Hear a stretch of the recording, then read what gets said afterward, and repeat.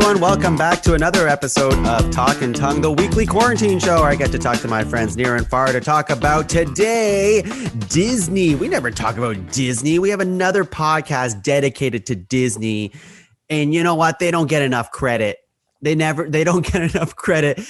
What are they? The richest company in the world? I don't know. I'm not sure. What do you think, Taylor, Fleming? Real underdog story. Yeah. I think Disney, the numbers might be different, but I think Disney owns like the 12th largest navy in the world. What? Navy? Because they have so many boats. Ships. Right. Okay. Not, when I think of the Navy, I think of like military power Navy. So I'm like, wait, Mickey Mouse is in the military? Oh, you haven't seen Goofy unveil the railgun that they developed? Yuck. Oh, boy. Taylor Fleming, everyone. You know him. You love him. He's been on several episodes of Talkin' Tongue. If you want to know him, well, you know what? He explains all about him in previous episodes. We usually, during the show, we go like, hey, how are you? How's it going? Well, Taylor and I did that off air because today we have just too much to talk about. And both of us are yappers when we're together. We talk for too long. So we might as well just get into it, right? Yeah, it's like Talking Tongue's tangent with the two of us, Taylor and Tongue. Holy crap, the alliteration on this episode. See, look, we started already and we're already I know, it's just like we're not focused when we talk together. It's a recipe for disaster. So why pad out the show, right? Exactly. Let's just get right to it. Give the people what they want. That's right. But anyways, Taylor, he's all the way, really far away. He's a good friend of mine. That's all you got to know because today we're talking about the news. Well, we always talk about the news. But like, you know what, Taylor, this week, what a perfect week to have you on because like lots of things dropped this week in terms of news. A lot of like nerd stuff, basically. A lot of just nerd shit, which is amazing. And like Tongue said, I've explained my background before. That's it, basically. I'm a nerd. Just to catch you up. Big nerd, which is why we're friends. And speaking of nerddom, let's get into it. Like today's a big Marvel-centric day. Might as well talk about the Shang-Chi trailer that dropped not too long ago this week. Yeah, Simu Liu. How do you pronounce it? I don't know. I say Simu Liu. Yeah, I say that. Oh, no, sorry. The character, like Shang-Chi. I've been looking it up. I've been watching a bunch of things. Shang-Chi is kind of how, yeah. So it's like almost phonetically, if you're spelling a picture like Shaang, like Shang, not Shung with a U. Shang, and then sh, almost like the first word of the word shirt without the RT. That makes more sense because the way you pronounce it was very Chinese sounding. Yeah, exactly. And I heard with with the CH in Mandarin, it is a similar kind of ch sound with like the Western, but it with the Mandarin, the tongue is further back in your mouth, so it makes more of a sh, not a she sound. Right. Yeah, that's interesting. So I've been reading that wrong forever.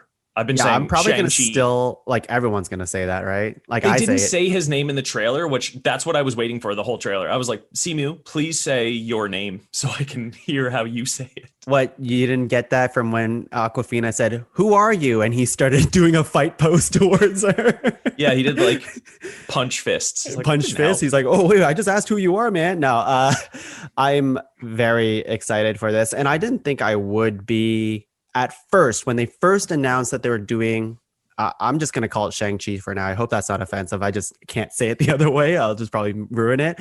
But I don't think as a white guy, I can come in here and be like, no, Tongue, that's not how you should say it. But yeah, I don't know. Like it just I didn't know what they were going for because like in the comics, he's not very big. And I assume after this movie hits, he will be much bigger afterwards and they'll write more stories about him, which is always fantastic. But I think back maybe like a year or two, Taylor, you sent me like top Asian superhero like list, and the list was like not very big and most of them did martial arts. Oh yeah, it's like, I don't know if you've noticed, but with black superheroes, the power that they seem to always give black superheroes is lightning or electricity powers. Think about it. You know, you've got Static, you've got Black Lightning, you've got Storm. It is just all of Black Lightning's kit. It is just seems to be a thing that they always do. Don't know why, but and like to your point with the East Asian characters, they usually make them kung fu. We know why they do that. We know why they do that. Although, like, I'm still fucking pumped about it. Hell yeah. Well, actually, so just a little backstory on the Shang-Chi comics. They started in the 70s, like at the time when Marvel was just jumping on whatever fad was in. So like, like blaxploitation movies and stuff. They gave us Luke Cage, kung fu and martial arts movies with Bruce Lee was really popular. So they created Shang-Chi and Iron Fist. And like Shang-Chi's dad in the comics was Fu Manchu. Like Fu Manchu mustache? Yeah, right. Yes. Yeah, that's right. Yes. So like those characters are literally made as like reactionary to what was going on in the media at that time. So it's like, man, there's a lot of Chinese martial artist superheroes in Marvel. It's like, yeah, because they were just trying to cash in. Yeah, that makes sense. I'm still pumped about it though. Like you just saw Mortal Kombat the other day, and you don't have to spoil it, but like I'm just pumped to see like martial arts make it back to the big screen. I feel like it's been a while since we've seen like I don't know, really good martial arts on the big screen. Absolutely. Like right? The Raid. Oh yeah, exactly. Yeah, the Raid Redemption, like Bernthal, those would be like a John Wick, kind of that gritty hand-to-hand combat style, which a lot of things are adopting. But to your point, I'm excited to see how they're going to make this different from the other Marvel movies. Cap's very good at fighting hand-to-hand. Mm-hmm. Daredevil's very good at fighting, but I want to see how they're going to make Shang-Chi like fight different. You know what I mean? Like because he's a very skilled martial artist, and like I hope that comes through. And it's not quick cutting. Yeah. Well, I was gonna say he's the best, but he's the second best because we all know Iron Fist from the TV show. You know what? Let's just say he punches the hardest. I saw like a side-by-side picture of like the world's best martial artist, which is the Iron Fist, like that dude. And then you have Simu Liu, who is like much more buff and looks like he could do martial arts. And it's just like the difference is staggering. Yeah. I will say too, with Simu Liu from Kim's Convenience, for those who don't know, he's playing Shang-Chi, and I was reading today that Lewis Tan, the star of the Mortal Kombat movie that Tuong just brought up, he was pretty bummed that he didn't get the role of Shang-Chi, but like, I just watched Mortal Kombat. That dude cannot act his way out of a paper bag. He might be a martial artist, but like Simu is incredibly charismatic. Yes. He's just like, you smile when he's on screen. And I'm like, that's what he's bringing to the table, I think. That's funny because Lewis Tan was in Iron Fist for one episode, and I thought he was the best part of that show. He's one episode. He actually auditioned to be Iron Fist, and he was trying to be that, and they're like, no, we need a white guy to be Iron Fist. And that's interesting. I don't remember his acting being terrible, but it was just wait for Cole Young in Mortal Kombat. Him and Sonya Blade, yeah, their scenes together, like, when you can hear the script coming from, like, you can just hear the actor reading the script. That's just like I got the feeling they high-fived after every scene and we're like, we killed that, we remembered the lines. yeah, exactly. Just happy they got through it. So I'm excited for Shang-Chi, basically. Yes, I am. Oh man, after watching I watched it like probably 15 times or so. Like I watched it so many times. I probably won't watch any more trailers. I usually just watch the first trailer of a Marvel thing and then like let it come out. But I've said this on like social media. I'll say it right now. It's just really nice to see an Asian front and center of a Marvel movie. That's just exciting to me. I feel like, not to take away from Black Panther, but I feel like it's our Black Panther in a big way, Oh, like, yeah, totally. Absolutely. They're just those, somebody seeing themselves reflected on screen. Like, you can't quantify that. I remember like the first Wonder Woman movie. I remember when that came out, just like my favorite memory from that whole time is I was getting off work and I was walking home. It was late at night and I went near the theater and there was like a restaurant near the theater and there were 3 tables that were pushed together, big tables. And it was full of like girls from 8 years old to like 43 years old. And they all had on the tiaras and like the little gauntlets. And like, they just looked like they were having so much fun. And it was the first weekend of Wonder Woman. And like, I walked by and it just like, it made my heart explode. Cause it's like, that's that thing. You can't put a price on that. And I'm really happy that you and other people get to experience it's gonna be this one. Yeah, I don't know. It just makes me so excited, and the cast looks great. I'm excited to see just finally the Mandarin, the real Mandarin. So who's his dad in this? Not Fu Manchu. They switched. Yeah. What's his name in this? It's Tony Leung's character. Is that the dad? Oh, the dad is the Mandarin. Like the Oh, is Mandarin they just called the Mandarin? Okay, yeah. yeah. Because the Mandarin was a separate character than Fu Manchu in the comics. Yeah, Fu Manchu is like he's kind of like Sherlock Holmes or whatever. He was a public domain character, and Oh, so okay. they used it in Marvel, and then like the rights got up again. So that's why Fu Manchu got out of the Marvel comics, and they Okay. moved the Mandarin in because they introduced the Mandarin, quote unquote, in Iron Man 3, and a lot of fans were mad because it was Ben Kingsley's Mandarin. yeah. You know what? I still love it, even though it's a big troll. I still like it, but I am excited to see the true Mandarin because it looks bonkers. Next story is going to be, speaking of Sherlock Holmes, it's not really a story. I just saw that the game's Phoenix Wright Ace Attorney, one of my favorite, just like lawyer type games. It's like an anime lawyer game. Mhm. One character, it was trending on Twitter. One character's name is Herlock Sholmes, and I thought that was just good. That's just a good title for a name. Yeah. If you like that, you are going to love Nomeo and Juliet and like Sherlock Gnomes Yes, and all yeah. that. Like, oh, All buddy, of I've got a those. whole franchise for you that you're just gonna eat up. Romeo and Juliet. I don't know this for sure, but I think I remember it had a sequel, and I'm like, who watched the first one? Who wants to see Garden Gnomes? I don't know. Apparently, there's an audience. Not me. Zack Snyder reveals Batman versus Superman original bonkers title. Did you see that?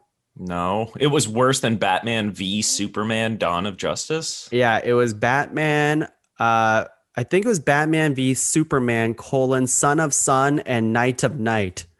Uh, like SON of SUN and Night, Night like of Dark Knight Night. of Oh my god. the. How? Oh my god. How is this? How do people like hang on his every word? And people were like, I This want it. guy's Zack Snyder's the Elon Musk of the movie game, right? Like he just says sycophants that will like hang on his every word Oh, are and you saying defend Zack him. No matter. Snyder's going to be in the next SNL show? Fuck, it couldn't be worse than Elon Musk hosting. Oh my God.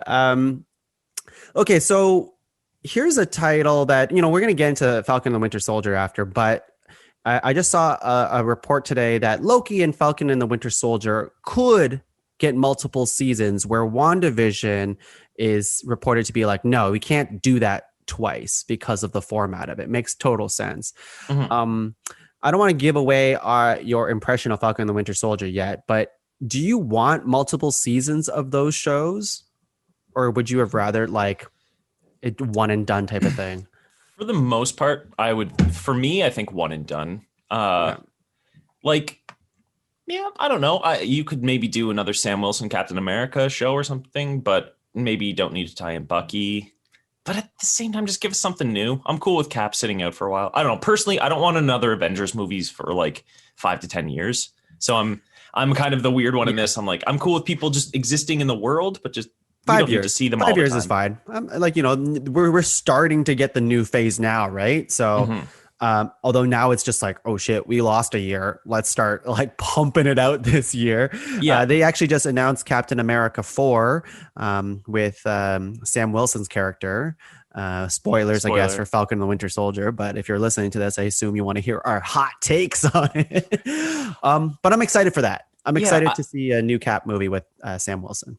Yeah, I guess just basically whatever the format. If they gave us another, if they gave us Scarlet Witch in the Vision show, that was not a TV style format. Like if they gave us a creative format, if they're doing something cool with it, sure. But I mean, just having seen Falcon Winter Soldier, the format was pretty much just like a Captain America movie. So I'm like, I'm not necessarily rushing out to see another one of those, But if they're doing something really cool and original with it, heck yeah. If Yeah. Loki season 2 is different from Loki season 1, which we still haven't seen. Yeah. When's that come out? June? June. June. Giving us a little bit of a break. Nice. Yep. Ted Lasso coming back in also June, I believe, too. So excited? Hell yeah. I was just trying to convince someone yesterday to watch it. And I just said, Ted Lasso is basically Paddington the bear, but as a human. And yeah, one of our other friends is like, oh my God, that is very accurate. I those two things, I have to twist people's arm to watch them for some reason, like Ted Lasso especially, Remember that because show it's like, Detectorists I've been telling you to watch for months? yes, and That's you haven't literally twisted my arm, but that's the third one that I always put in those categories that I have to push people to watch. it's like Ted Lasso, it won a bunch of awards, but you got to sign up for Apple TV Plus, but you can do their free trial. No, not doing it, not doing it. It's like, okay, all right. And then Paddington, it's just like, why do I want to see this bear movie that likes to eat marmalade? Because it's one of the best movies ever made. That's And right. that's both of them, one and two. Yeah, Paddington 2, so good. The one is very good too. You're right, both of them are very good. Um, Netflix confirms return of The Witcher. They just wrapped on season 2 of The Witcher. Did you ever watch that show? I tried to watch the first episode like twice. It just didn't Couldn't get do me. it, eh? No. I really like Henry Cavill, Yeah. despite his acting. And it's, I've said that since the first Man of Steel movie. I'm like, I like him. I think he can do more. He just didn't get a good script. I've been saying that for every movie I've ever seen him in, and I still like him. He's just handsome, I guess. I don't know. Man of But like, Uncle? I saw that one, and he was really good in that. I didn't watch that. I don't know. I find the Guy Ritchie movies with the linear stories generally kind of for me. But what about when he reloads his arm in Mission Mission Impossible? Impossible? He's the only human I've seen that can cock his arms. That's dope. It's so dope. It made me want to grow a mustache, but I can't. You know what we root for him is because he's a handsome motherfucker. That's what I said. Yeah. Huge nerd. True. Building computers. I think he was playing World of Warcraft when he got the call that he got the Superman role. Yeah, he is just a huge nerd. He's approaching Vin Diesel levels of nerd for celebrity. It's great though, and he just looks like a nice guy. And I know he was like painting like Warhammer figurines on like a call one time, and then you see him in his like tank, and he's just his shoulders and his biceps are the size of like my entire body, and you're like, how is this person real? Right? If he was Superman, I would always just be throwing myself off of tall buildings, be like, "Oh no! I hope somebody." Oh, hello! And then his always keep CGI meeting like mustache this. is what you're staring at the entire time. Gross. Yeah, it means hope in my world. Yeah, I'm excited for Witcher 2. I mean, the Witcher season 1 was very all over the place, so hard to it's not really a spoiler, but like the way the story is presented is not linear, and the directors and people, the showrunners are like, yeah, like we were trying something where every episode takes place in a different time or something like that, so you don't know when you can't get your bearing, kind of. No, because one time Geralt, who's the main character, is in one place, and then the next episode he's somewhere completely new and hasn't learned the lessons from the last episode. It's like very jarring. Weird. Yeah, it is weird, but I liked it anyways. Fans of like the games and the books seem to enjoy it. Like Corey, he's played all games, read all the books, and he loved the show. So yeah, I'll take their word for it. It's just not for me, kind of, I guess. Yeah, I played the Witcher 3, which was the game everyone keeps talking about how it's the best, and I played like quite a bit of it, and I just couldn't get into it. But the show really made me like it, so I'm feeling as though I might have to give it another shot. Spider-Man, the Spider-Man is coming to Disney Plus finally. All of the Spider-Man, like there was a whole the Sony movies. Sony movies, yeah, like even like Venom and stuff like that. And I think Morbius. Oh. I thought Sony just signed a deal with Netflix. They did. So how it's going to work is you got the theater release, Netflix gets them for some time, and then it comes to Disney. Wow. So Disney like fought hard just to get Spider-Man back into its service, you know? They've got the merchandising. They don't care. They don't care. It's notable though when you look at Disney Plus and you're like, where's Spider-Man? Where's Poochie? You can't find him, you know? Spider-Man died on a return trip to his home planet. Yeah. He wasn't from Earth? Yeah. So yeah, I'm excited to see Spider-Man on Disney Plus, even though I've only seen Far From Home one time, I think. I watched it, I think, after WandaVision. Yeah. And? It's good. Yeah. You still like it?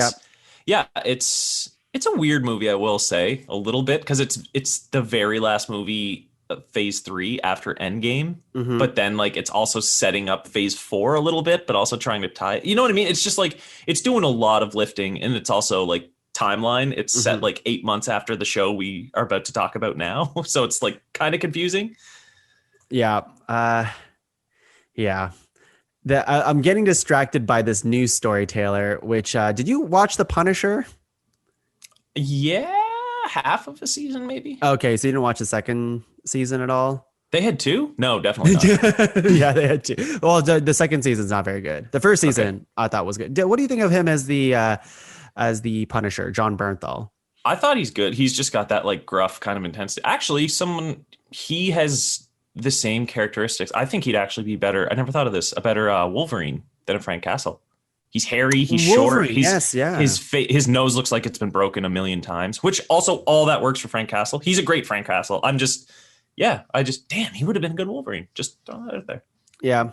I only bring this up because the Ben Barnes who played Jigsaw in Punisher was supposed to be in Falcon and the Winter Soldier, or almost was, and I was just seeing if he was going to be his Jigsaw character in Falcon, but I had just read, it was a rumor, so take it with a whole pile of salt, but that there are certain Netflix actors like Charlie Cox, Vincent D'Onofrio, Jessica Jones there, and like one other person. I forget who the fourth was, but they're going to come into the MCU kind of as those characters, but it's not the Netflix version of the characters, which if you recall, like that's how I've always been saying, because people are like Charlie Cox and Spider-Man, and fine. I don't want any Netflix show stuff in there, but I'm like, Charlie Cox can play Matt Murdock in the MCU, but I just want him to be separate. I don't want Foggy Nelson. I don't want Karen. I don't want any of that shit. you don't want the rest of the gang.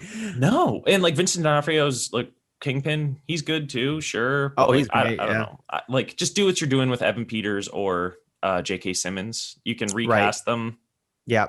We talked about that, I think, on like last Talking Tongue too. Yeah. So I'm got maybe like Ben Barnes. Maybe it was something similar to one of those deals. Maybe. Yeah. It didn't look like it, but like, I don't know. His character is not, he was great in that show, but I don't need to see him, you know? No. Yeah. I mean, I would, but you're right. Like some of those MCU castings were really good, like the Iron Fist one. So just kidding. Jesus. Can't get over it.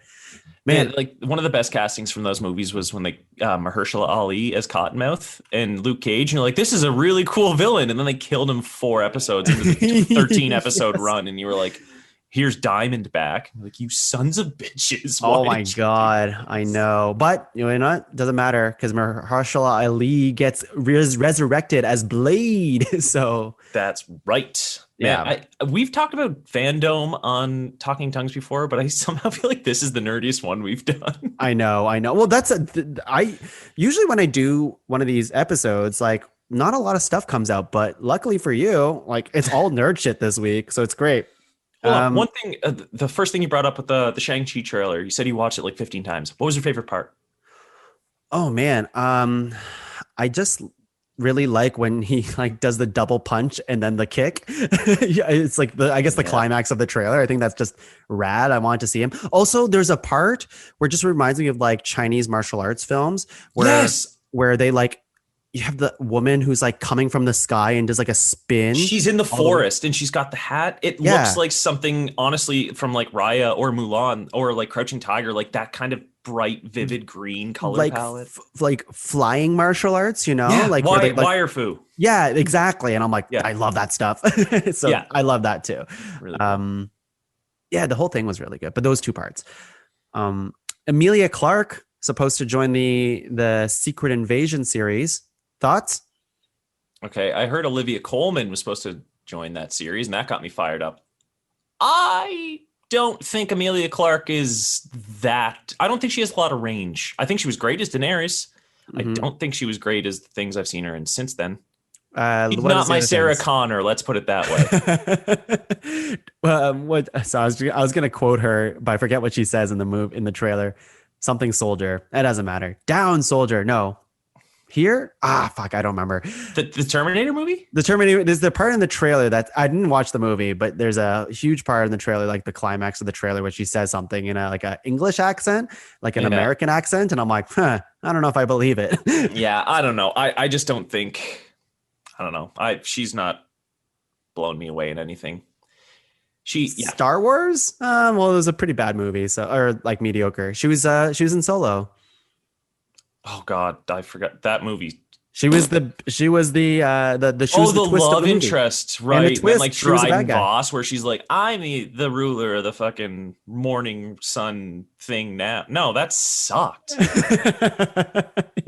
Yeah, no. Also, like Disney's just thing with like, I don't know what it was in those 3 years, but their leads they cast, like for the females in their movies, they cast Emilia Clarke, Daisy Ridley, and then what's her fuck?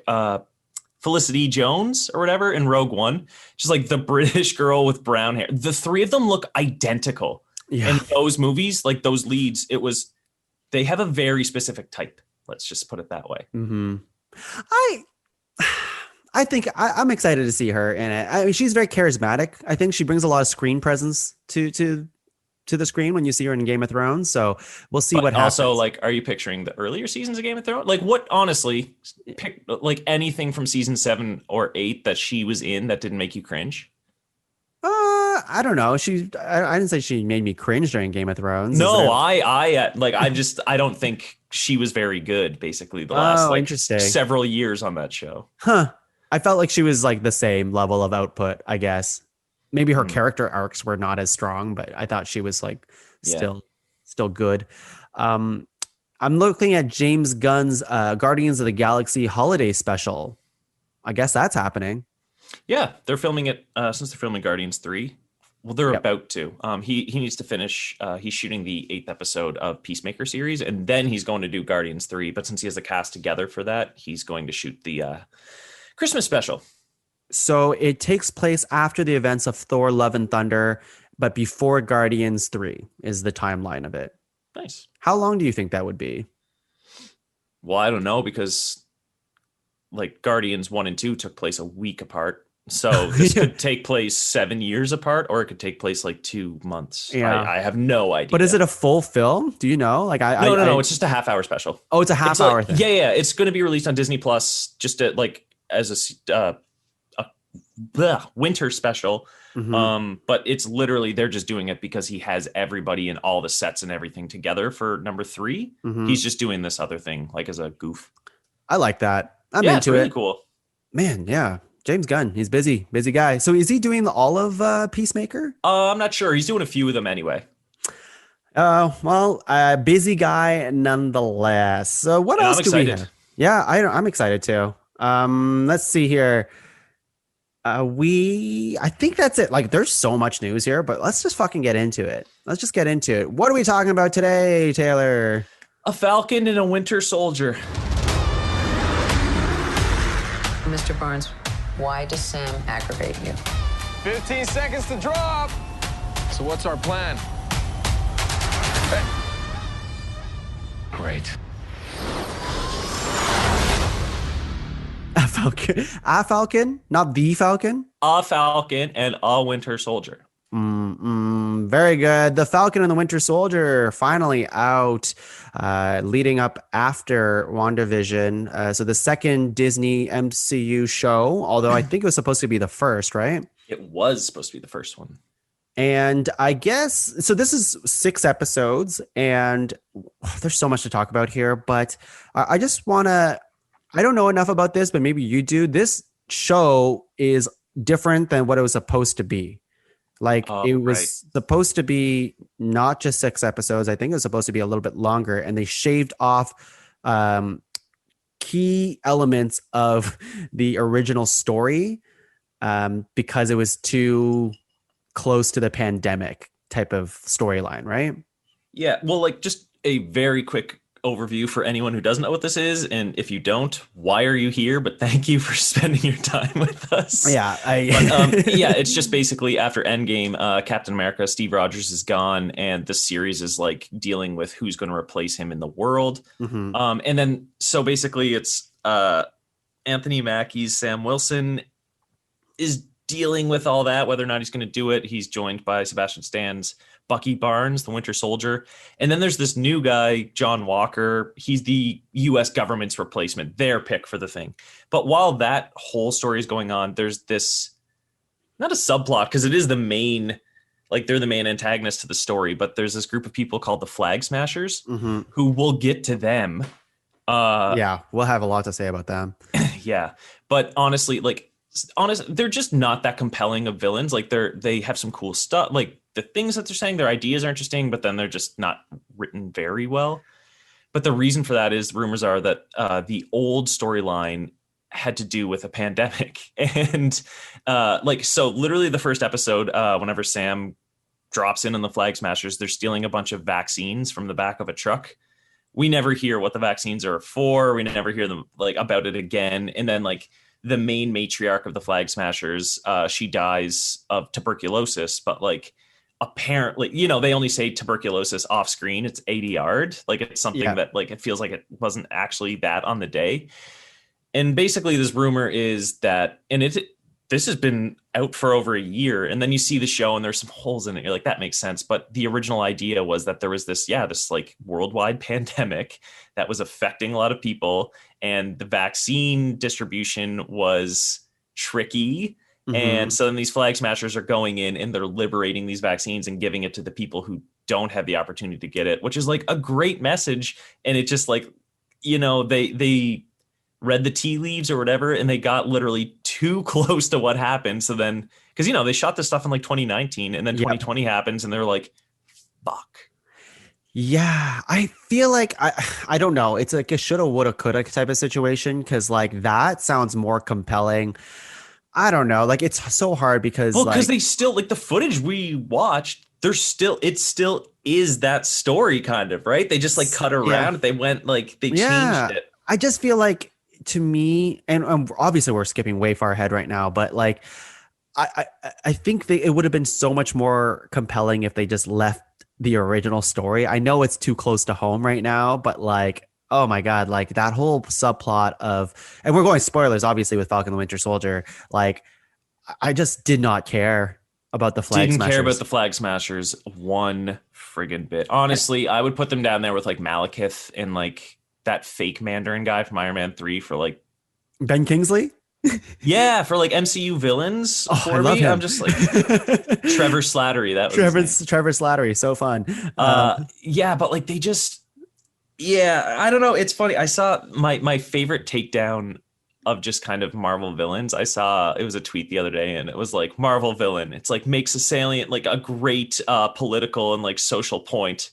5 minutes later, kill all the hostages. It's yes, that's what they do. Because everything the Flag Smashers are saying, you're yeah, we agree. Their plight basically is, after the blip and 5 people, half the world vanished, these people that were stuck around, there were no borders anymore. They could go wherever they want, do whatever they ever wanted to do, and the world needed people, and it was open arms and welcoming. And then after the events of Endgame, everyone came back, and now the Flag Smashers are displaced because it's whoever comes back from 5 years later, they're this is my house, get out of here. Yeah. So that's their plight, instead of this whole worldwide pandemic.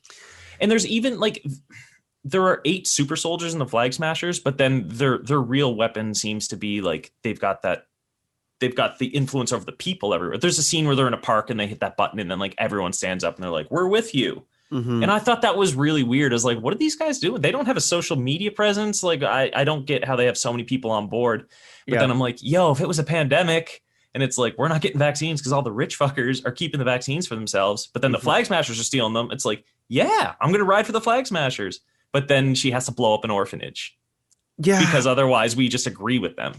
It's, yeah, it's tricky. And yeah, we're probably skipping far too ahead right now, but we're talking about the one part we don't like to start, yeah, which is okay, yes, backwards. We should start with that though. We're already here, so might as well not dance around and then it. We don't have to anymore. Yeah, I just think that was it's one of those things where I was, and we'll talk about him in a second, but John Walker's whole story is so much more compelling because Wyatt Russell fucking kills it.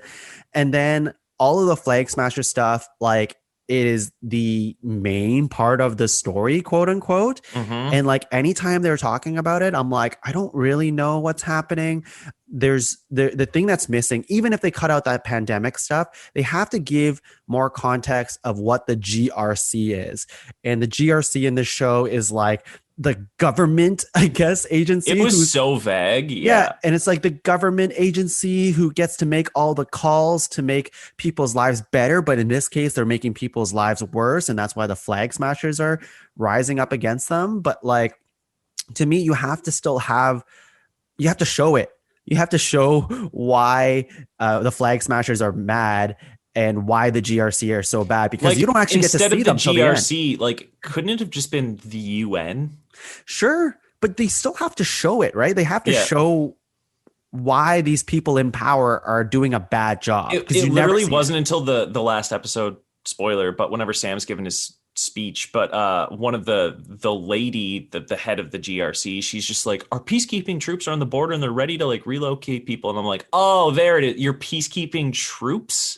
Like, that is such an oxymoron. Like, but that I was like, oh, okay. It's kind of actually, it's like the Empire in Star Wars. In the first couple Star Wars movies, it's like, you guys are always talking about how bad the Empire is. It's like, they blew up that one planet. Sure. But like, we haven't seen it. You know what I mean? Like, stormtroopers are really bad. It's like, I don't know. I didn't see any of that. Yeah. And then it's just like, we need to blow it up. And it's like, but you didn't, like, what did they do?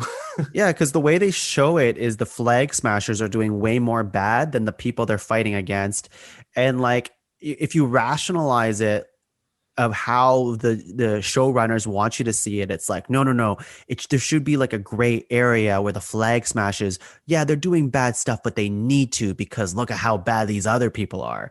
They just forgot to show us that part. It was so fun. Yeah, like I am surprised that they did go there with the race relations stuff, because that was one of my favorite parts of the show for sure. And like with that 6th episode, when Sam finally gives his big speech, it's like, okay, he's saying, it started pretty cheesy, but there were some good things in there, I thought, as well. Where he's like, who's in the boardroom making those decisions with you? It's people like you, which is great. I thought that was awesome. But it just, I just have literally so many thoughts going around in my head right now. Well, we'll circle back to that point, because I would say like that's like his Captain America moment, which I actually do think was really good, because it was cheesy's the right word, but that's Captain America. It was just, I don't know, for me, it's just like the NYPD, especially in that last episode, had such a big presence, and it was like, it was weird. Once like the cops swarmed them, like Bucky and John Walker, and then they arrested the flag smashers, and they're like, oh, get them. And I was like, whoa, like I was with you guys against the flag smashers until like all these cops came and you're arresting them. And I'm like, now I don't like that. That made me feel uncomfortable as well. I'm going to talk about that too. Just mixing those messages again, where it's like, yeah, those guys are bad. It's like, you work for the government, the US government, like, and the GRC is bad. Okay. Like, yeah. Yeah.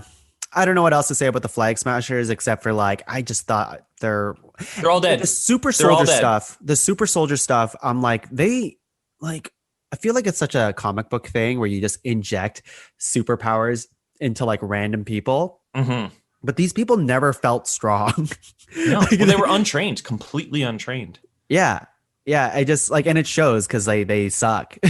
Yeah, they barely threw a punch. They just didn't show them be super soldiers. Even if you're untrained, I feel like you should be able to do something cool. Also, it turns out Carly was like the muscle for the power broker. I'm like, what? Yeah. Why? Well, when? okay. How? Yeah. Okay. Yeah. We'll get to that part too. Let's circle back. We'll circle back. We'll start from the beginning and we'll go towards the end here. It's a crazy concept. I don't know if it'll catch on. But... Yeah. So, what did you think of the beginnings of this series, I guess? Because originally we were going to watch the first episode and talk about it, but I said it'd be better if we talk about the thing as a whole, which I'm glad we did. You were right. Yeah. What did you think about the beginnings of this show and like the pacing of it? The pacing for me, honestly, I would say my favorite parts of the show were like the things that did deal with the race relations and like a Black Captain America, John Walker, anything with John Walker, the relationship between Bucky and Sam, and then like kind of the quieter moments. I like, it's like not all the action stuff. So to that point, like a lot of the first episode, they did kind of give us, like I said, I didn't know if they were going to go there with the race relations stuff. But in the first episode, whenever Sarah and Sam go to the bank trying to save the boat, like you get little tastes of that where it's like, oh, there's just no money. And she's like, oh, fancy. Like the books always tighten up when people like us come around. And I was like, oh, interesting. And then like, because it's Disney, I didn't know if they were actually, because, Disney's like, yeah, we have a gay character in the MCU now. And it's like one of the Russos talking about a date in group therapy. And it's like, you did the bare minimum. So that's what I thought maybe they would do in this. But no, I really liked everything down in the South, like Sam's family. I loved Bucky coming together and like they're bonding down there with everything. I loved. And then I don't remember what episode he came in, but Elijah Bradley, that stuff, that was my favorite. So like a lot of those things, they did kind of plant the seeds in the first episode, but the action, like Batroc the Leaper, didn't care. Carly, that you don't like GSP? She gave in the smile, like I don't care. Like the therapy scene was kind of fun, I guess, too. But honestly, I was like, I hope this isn't the whole series. But then they like buddied up pretty quick after that. So I was glad. Yeah, I would say at the beginning of the show, and I'm very, very easy when it comes to the MCU. I'm just like, give it to me. And that's the type of person I am. As long as you give me some good character development and some cool action, then I'm usually pretty good with what's happening. At the beginning of the show, I was very hopeful because it felt like back into like Marvel-y kind of territory. And I was like, oh, are we going to get like a Winter Soldier, like Captain America Winter Soldier type of vibe, which I don't think ultimately we did. Civil War. More Civil War and but still grounded, right? Nothing is like, I mean, grounded for having super punches and stuff like that, but like not like magic and things like that. So I was excited to go back to those types of roots and not like gods and things like that. Yeah. And then Bucky and Sam's relationship, I liked at the beginning, but you only get snippets of the relationship throughout the movies. And then in the second episode was very, very comedy centric between them, where they just hate each other and they do the therapy thing, which I thought was fun. But I'm like, it's a bit of a reach, I guess, to see their relationship like that, even though you only see so antagonistic. You mean? Yeah, like they're so like hating each other, and I know they say that in like Civil War and like the other movies, but like they barely talk to each other in those other movies because it's not about them, right? Yeah. So it was like, even for me as someone who's watched all these movies, it was hard for me to like completely make that connection of why they hate each other so much. Well, in that scenario though, it's like they always, they had that kind of like, meh, we were friends with the same guy kind of relationship. They weren't friends, but then like Bucky was legit pissed at Sam that he gave away the shield. Yeah. He was like really, really peeved about that. And he didn't talk about his feelings. So they're just like, Yeah. I have many the head tilt. I loved that. He's like, you can do that head tilt thing. Archer. He's like, huh? Yeah. Regardless, it was still good enough. I was able to suspend my, not disbelief, but like at least allow myself to buy into where their friendship is in the moment of the show, and then see it grow. Which I'm glad how it did grow throughout the show, because you're right. I think their friendship is a shining part of the show. Absolutely. In a very uneven show, I would say. Yeah, I like, honestly, the show would give like maybe a 7, but like I liked, there were parts of it that were really strong in spite of the parts that I didn't like, which were basically the Flag Smashers and everything with the Power Broker. Yeah. But I will say Madripoor, the introduction of Madripoor itself, that was my like 4th favorite thing in the show. Like that just blew my mind because I'm a huge X-Men fan. How it looked and stuff like that. Well, they introduced Madripoor in the MCU. Like mutants are coming, baby. Yeah. So give the people, what is Madripoor for the people who don't know? It's just like a lawless country, basically. It's a safe haven for like gangsters and thugs and pirates. It's a pan Pacific country. I don't know. It's just made up. It's near like Singapore or something. Sure, yeah. But yeah, it's just whatever you want there goes. And it's like, it was introduced in the New Mutants comics first, but it's mostly a hangout for like X-Men characters and stuff. That's where Wolverine goes. If you've ever seen his costume or his disguise patch, where he wears like a white tuxedo and one eye patch. Never seen it. That's but it amazing. Makes sense because you know how Zemo was like, we all have to like become someone when we come here. And I was like, that's why Wolverine's patch. Okay, I see what you're doing here. Awesome. And then even when they were walking through Madripoor, that is, the camera held on a sign. It was the Princess Bar, which is like Wolverine's local haunt, and then like the mutants own the fucking Princess Bar now. So it's just like, oh, they're there. They're giving us bread. It looked cool too visually. It was like very different from a lot of the things that we've seen. It was the John Wick creator did that episode, and I was like, yeah, oh, you can he did feel two that. episodes, I think. Yeah, you can feel that. Her Agent 13. Did we talk about that now? I guess we might as well, since we're here, because it's the whole power broker stuff. Well, just I guess one more positive thing with Bucky and Sam. I just, like I said, absolutely loved everything with them bonding down in the South, and like fixing the boat montages were some of my favorite parts. Yeah, but just the little things. He's like, "Why didn't you use your metal hand?" He's like, "I'll be honest with you, I don't always think about it, and I'm right-handed." Yeah. Shit like that. Sebastian Stan, I think, like, acts his dick off in some of these scenes. Like, there's some really amazing scenes, especially when he's trying to, you flash back to when he's trying to get the like programming out of his head, and we'll talk about like Wakanda and stuff like that. But when he's like going through that, and he's like crying as he's like trying, the words are being said, and I'm like, oh my god!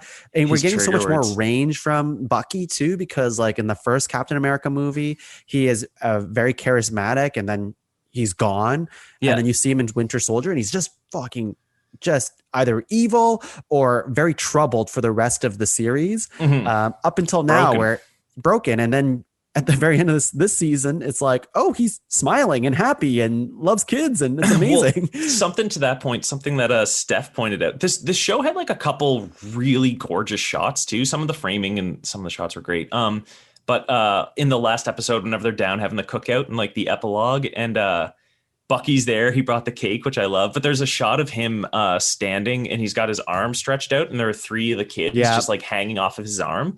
But that scene is like so good because Bucky always wears the glove, and he always wears the jacket. He always covers that up, except for in the last when he finally like accepts himself and he stops wearing the glove. So you can see his metal hand. But then in that very last scene, it's like him down with the community, and they're literally like, he's got a wife beater on, and they're literally like hanging off of him. And just like symbolically, it's like, oh, he's accepted himself because he's showing them who he really is. And then like the kids in the community are all hanging off of the arm. And it's like, no, like the Winter Soldier, we know that's part of you. That's what we love about it. Like, it's just like really nice symbol. Like I also loved when Sam was holding the shield and his nephew was tracing the star. Yeah. Those two shots for me, just like, those were really good moments. The thing about, I mean, again, we're all over the place, but with the thing about Bucky, maybe I'll just focus on him for a second. Like, I love Bucky in the MCU. I think he's a really great character. There's a lot of nuance to him. And I was excited to see them explore more of his what happens after Endgame type of like mentality. And they do, but I don't think they land it gracefully. My like, they get to where I want him to be, but the journey, like, it's this whole series is like very Captain America, Sam Wilson to me. And then Bucky was like, not an afterthought, but he doesn't get as much attention as Sam does. And you get that in the last episode where there's a forgiveness scene, or he's trying to go to the person that he's friends with at the beginning of the season. And he's like, hey, I killed your son. And then they just rush through it, and he just does the entire book, and you don't see it off screen. I knew from like the first episode though, that like that was not going to end up well, and I didn't want to see that. Like, I liked how they did that in the cutaway, and also Sam gave him in the last episode. He told him about the book. He's like, "You're doing these to make yourself feel better. You got to go in there, do a service for the people." So I don't need to see a series of My Name is Bucky, like a My Name is Earl, him going around. I guess, like, I feel like we have like a really strong scene with like, what's his name? Isaiah is who's he talking? Elijah. Yeah. Bradley. Yeah. You have like a really poignant moment with him and Sam, and you spend a long time with that. And with Bucky, I feel like, I don't know, like I wanted to see more of it, I guess. Like, you don't have to show me every single person, but I wanted to like see the moment of not forgiveness, but I want to see more of that moment because for me, it just like I don't think he deserves forgiveness though. So like that's why I like how they did it. Yeah, I don't think he deserves forgiveness either, but I think they don't linger on like they just rush by. But also, it's like it's WandaVision, Ant-Man and the Wasp, Falcon and Winter Soldier. It's not a Winter Soldier. It's not about like, do you know what I mean? He's the add-on. Yeah, I know. Well, Sam Wilson's story.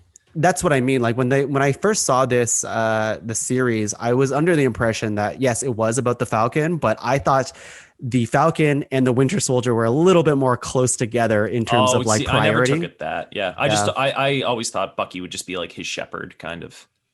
Yeah. Which wasn't quite it, but that's what I mean. Like where he's left off, I'm really happy about it. But like overall, I would have liked to see even more of him because I just like him as a character. Like even his like action scenes, I thought we see a lot in MCU where Bucky fucking kills with like knives and he gets to flip stuff and he's like an incredible marksman and he uses his arm in like badass ways. And we got very little of that in this show. It's because he's trying not to. I like know. The only time he did it was in Madripoor when he's like, "You're the Winter Soldier again." He's like, "Okay," which was crazy. Wouldn't it be cool though if he like used like guns in like a non-lethal way? I guess like to like do some cool tricks and like put out some tires or anything. Like I just want to see like Winter Soldier abilities now that Bucky is a little bit more of a good guy, or he is a good guy now. You know, I don't know. I think it's kind of interesting. I think it makes his character cooler that he doesn't because like. I was reading Go Figure an X-Men comic the other day and Havoc is like, oh, I could take that person out right now, but if I hit them with my blast, it's going to kill them. So then he couldn't use it and he couldn't take the person out. And I was like, I like that when someone like a Superman is like so overpowered that you can't use your weapon. Like, do you know what I mean? If Bucky used knives and guns, he could wreck shit. And like, he was fighting the Flag Smashers for so long and it was pissing me off because they weren't trained, but it's like, he's holding back because he's trying to be better, which I thought, they were also just padding time for the episode, but like, I'm like, I see what they're doing. It's like, because he's not doing those, that is a gun or a knife is the easy answer. And he's trying to be better. He's trying to be Steve. I guess what I'm trying to say is like, I'd rather like him do some cool stuff and not have to kill anybody still, I think there's still a cool way to show action and show that you're very capable and that you're holding back. It's like the Flag Smasher stuff bothered me because they suck. Well, it's the exact same thing with Sam fighting like Batroc the Leaper. It was like, you're in a room, you're not using your new wings. Cool. They're just padding time. It's like when Wanda and Agatha were shooting those blasts at each other. It's like, okay. Get on with it. Go back to the cookout. I guess like I just love seeing him like flip knives and stuff like that. So that shit is so cool. It's way better choreography. Yeah, if they like a bunch of people flip knives, like threw knives at him, and all he did was like kind of like did some cool hand movements to like get the knives out and then drop them. I think that would have been enough for me. Like he wouldn't have to fight back, but just show that he could fuck someone. He could, yeah. Anyways, let's talk about the power broker. Sharon Carter. She's back, everyone. Emily Van Camp. I was initially very excited to see her character kind of flesh out, to be honest. I thought there was some, like, I've always kind of liked her, and I thought she was underused in the MCU. I remember in Civil War, she throws one kick and then gets not blasted, but flipped through a table. And that's the end of her character until she gives the shield back. But yeah, we have her in a much different mindset now. After the events of Endgame, she's changed as a person. The U.S. after the events of Civil War. Civil War, right. And they have completely rejected her in the U.S. And she's kind of made a name for herself in Madripoor. And we don't know she's a power broker, but that's the big spoiler. Well, what it is, after Civil War, whenever like Cap's team went on the run, they were outlaws. They had since came back into society and like they were welcomed back to the Avengers and shit. But then Sharon Carter never got a pardon. And like Steve and Bucky and Sam, the people she helped, never fought for her to get a pardon. So she's jaded, and rightfully so. It's been 7 years. Yeah, I think on a character, like at first I was like, this doesn't make sense because you look at her in like Winter Soldier and she's very like, somebody's like her. Oh, it was Matt. He's like her aunt, Peggy Carter. She wouldn't do that, and I was like, dude, they fucked her over. Like they fucked her. Yeah, it makes sense. But yeah, I don't know. And like she had like a really cool fight sequence, like in a bubble, like that fight sequence that, like with the John Wick episode where she like messes people up. In the shipyard. In the shipyard, the crate shipping. I thought that was pretty cool. And then we don't see her again until like the last Which episode. I would argue was even cooler. Honestly, like I Emily Van Camp, I think she is a TV quality actress and she cannot rise to the occasion. Straight up. I'm sorry. I just don't know. It's just for me, like they didn't give her enough to warrant the twist, or to earn the twist rather, because the twist is. Oh, I think it was all there. We knew she was the power broker from the first time we saw her. We're like, okay, well that's her. And then well, that was my guess too. But like, I don't know. Like when they revealed it, I was like, oh yeah, power broker. They keep talking about this. What is the power broker even do? I don't think she could sell it. Like they did that walk away at the end where she's in front of the courthouse and she's like, I've got these things. She like stumbles because she's walking in her like 6-inch skinny heels. It's like, could you really not have done a second take? It's just, I don't know. Well, what do you think on a story perspective, I guess, of the whole power broker stuff? What does the power broker even do? Did you terribly uninteresting? Power broker gives people superpowers. He has a power to do that. She's just getting like, you know, people in this world are powered up by like Chitauri tech or super soldier serums or whatever. She's just getting that shit and then giving it to people. Right. She's like the tinkerer, basically. And the motivation behind that is because money. Is it money?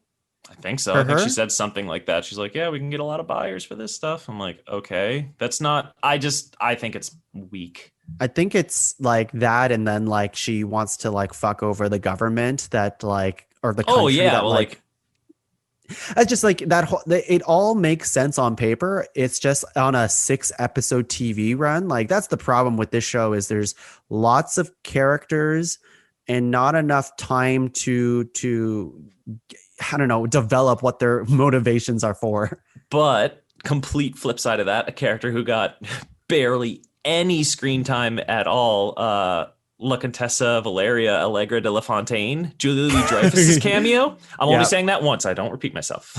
Good for you for remember the whole name.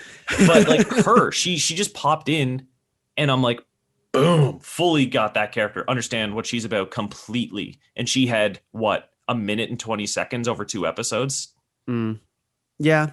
Versus Emily Van Camp, who just. Do you get her character? Yeah, she's just literally a bad Nick Fury. So like I was talking to some people and that's what she seems like, but like a lot of people I feel like are confused on if she's a good guy or a bad guy. She hired John Walker's U.S. agent. Yeah, still. How good do you think she is? But how bad is John Walker by the end of that show? Because that's something we'll talk about too. Like, is he? What do you mean? Because he's dishonorably discharged. Sure, but he doesn't seem like to be a bad guy anymore. He was never he's. Yeah, but what like, do you mean? I don't think he changed between episodes 5 and 6. Really, he saved that truck, but he's still the same person. Like that's what I loved at the end when he got his suit back, and she's like, "What do you think?" He's like, "It's the exact same." I'm like, "Ha! You didn't learn a lesson. You didn't learn anything," which I thought was great. I love John Walker. Yeah, because he's shit. And she, in her, again, perfect example. It's like she knows that she gave him the suit that looks identical. She's stroking his ego. She's manipulating him, giving him exactly what he needs and wants, right? Because he's so jazzed up. And she's like, well, I'm just going to ask you to do some things for me and da-da-da. I'm like, oh, I've got a complete fucking idea who that character is. And I didn't know her from the comics. I had to look her up after she was introduced. Yeah, I didn't know her either. But like my impression was not the same because like for me, it's like, okay, it feels like she's Amanda Waller. Yeah. Like she's probably a bad guy, but maybe like a good guy with like, who has questionable morals. Exactly. Like Amanda Waller, who is doing the right thing in the wrong way kind of thing, you know? That's exactly what it is. But I don't know, like for like, well, okay, I'll get to John Walker in a bit. Actually, let's do it now. Like the whole story with John Walker, the new Captain America, Wyatt Russell, amazing performance. Like the shining thing of this whole thing is like Wyatt Russell. And then for me, Captain America, like Sam Wilson, when he finally like dons the suit and stuff like that. Your thoughts on John Walker? I mean, Kurt Russell's son, we should have known that he's going to be this amazing. Kurt Russell and Goldie Hawn can produce no wrong. He was fantastic. Honestly, Wyatt Russell's like, he does more acting with his like sudden head jerks and like just eyes alone. Like you get everything that is going on in that person's like brain and soul just from like a look. He's incredible. Yeah. He's tortured. Yeah, I thought he was such a, and I mean, so many people on the internet, we don't have to linger on this, but the second he was introduced, people were like, kill him.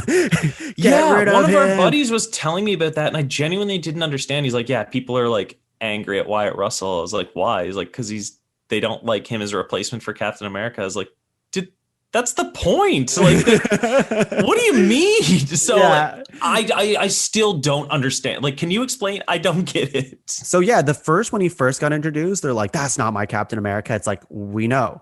So that's the first complaint. And then the second complaint was, as the show goes on and he becomes more and more bad, people kept saying like, look, he doesn't deserve the suit. He doesn't deserve the shield. He sucks. I hate him. And it's like, yeah, he's doing a great job doing that, isn't he? Like, so that's it. He was just, they just don't like evil Captain America. Right. I just picture these same guys in like 1977, like Darth Vader walks onto screen and they'd be like, boo, cancel that guy. He sucks. He's mean. Like, yeah, well, yeah, that's the point. The people who can't separate fiction from the real life actor. I remember like there was a story about the little girl from The Exorcist. And Linda Blair. Yeah, and she got bullied like nuts after that movie because people are like, that's the fucking demon girl. Ah. Well, if she didn't like it, she shouldn't have gone back for The Exorcist 3 then, Linda. I didn't see Exorcist 3. I didn't know she went back. But yeah, so John Walker's story, he goes from he's like the all American, perfect human body. They take blood samples because he has such a great body. What you always hear in the comics, it's like, oh, he doesn't have powers. He's just peak physical human stamina, like Olympic level. That is for so many. This is the only character in the MCU I've ever heard described like that. And I'm like, okay. Yeah. And then he dons a suit, and then shit goes down. Like he tries his best to be Captain America, which is what I like about his character, is that he's not immediately a bad guy. And I would argue he's not fully bad because he's just like, I think he's a bad dude. He's not evil. Yeah. Well, like I think, yeah. Exactly. He thinks he's doing the right thing for sure. Exactly. You've seen that meme. I'm sure it's like, what America thinks it is, and it's like Steve Rogers, and like what America actually is, and it's John Walker. It's like, yes, that is perfect. Yeah. And then I saw that meme again. It's Homelander as the second image. Oh, where he's like smiling. Yeah, with blood on him. Yeah. But yeah, John Walker, and then he continuously gets undermined as Captain America. Like he goes on his missions and he's not successful, like fighting the Flag Smashers. He fights the is it Dora Milaje? Is that the the Wakandan? And we'll have to talk about them too. And he gets his ass kicked by them. He gets ass kicked by like, they weren't even super powered, which was great. Is great. He's so pathetic in that moment, and like he just sells it. And he thinks like it's the shield and the costume that make Captain America. And he always tells people like, do you know who I am? I'm Captain America. Like as if you have to respect him because he has the title. There's another part, I think it might be episode like 2 or 3, but the US government breaks in on some Flag Smashers, and like John Walker grabs one of the guys and he throws him up against the wall, and he's just like, where are they? Where's Carly? Da da da. And the guy spits on his face and he screams that like, do you know who I am? But when he does that, his voice cracks, like his voice just when he's like, do you know who I am or whatever. Yeah. And it was just like that level of acting, I feel like is so good because it's just like that little detail of like he screamed it, but there was like a little like waver insecurity. Yeah. Exactly. He's really, really good. That's what I mean. Like he should have been the focus of the show because as the antagonist, because it's honestly, so juicy. I know. I was trying to think in my head, it was like, how could they do it? Like completely remove the Flag Smashers, just promote Zemo to like a bigger villain. We haven't talked about him at all, but whatever. Yeah, we'll talk about him. In a club. We'll talk about him. Yeah. But yeah, it's like they should have. I loved Zemo. I loved everything with John Walker. I loved everything with Sam and Bucky, like I said, and their families.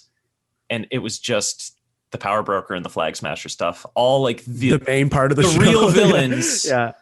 With John Walker, he eventually snaps because his partner Lamar Battlestar dies because of the Flag Smashers. Like Carly punches, like fucks this guy up, kills him.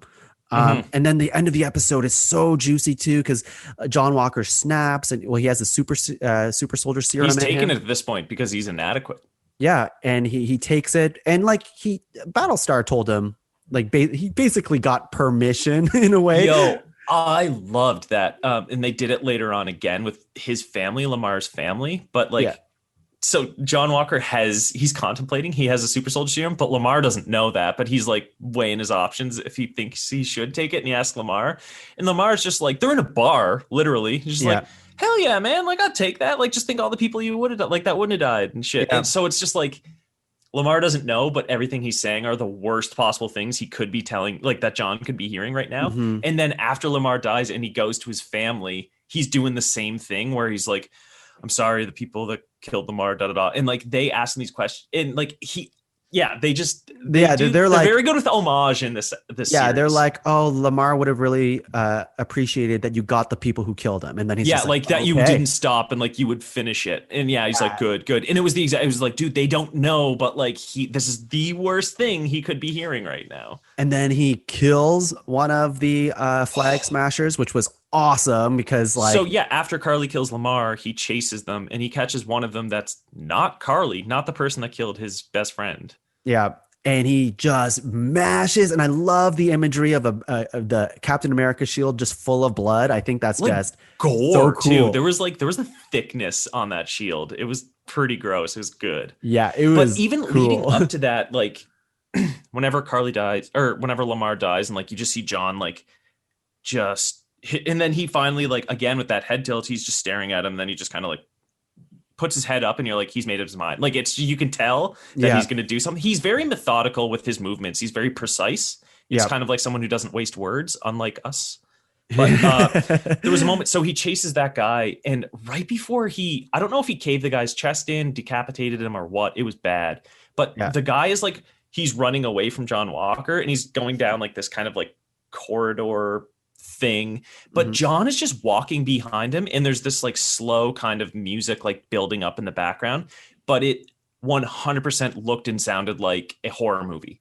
Like the way that the guy was running and he was literally checking over his shoulder and John was walking behind him, and it was fucking terrifying. And then like, awesome. And I didn't expect what came next. So I think he like used the shield to knock him down, and then he like went on top because he was walking, right? Then so John just threw it at him, knocked him down, and then he just violently kills it, and then everyone has it on camera. And I thought it was like, this is a perfect turn for this character. And then the next episode we get like John Walker fighting Sam and Bucky, which I really, really liked. It was such a fun. And it just nails down his character when he's just like, I am Captain America. He just screams that at Sam, and he's going to do it again to Sam. And that whole fight was really good. Snap his arm. That was brutal. But awesome. Also like the show with the homage is like, that was very reminiscent of when Cap and Buck fought Iron Man in Civil War, the three of them going at it. And then like, there was a moment where John and Lamar bust through a door and he's shooting, and it looks just like Civil War the first Avenger when Cap busts through and he's shooting, them jumping out of the plane, like how Cap does without the chute. And the thing, like, and even from the first to the last episode, it started with Sam like fighting a plane as Falcon or a helicopter, excuse me. And then the last episode's like him with this Captain America fighting a helicopter guy. Like there's so many just little like callbacks and homages that were subtle and very well done. Yeah. And then like, so he gets everything stripped away from him, his title, his dishonorably discharged from exactly. The military. And that was all his benefits taken too. Yeah. That was his punishment. It's like, because you're such a good person, this is your punishment. But then he gets like, not scot-free, because like he lost everything. He just gets to go not in jail, essentially. And then he forges his own shield, which is really shitty. Does nothing. Does nothing, but it's kind of cool. I love that it does nothing, because if it was somehow really bouncy, I would have been like, wait, that doesn't make sense. Yeah. And then we see him again in the finale where he wants to get revenge on Carly.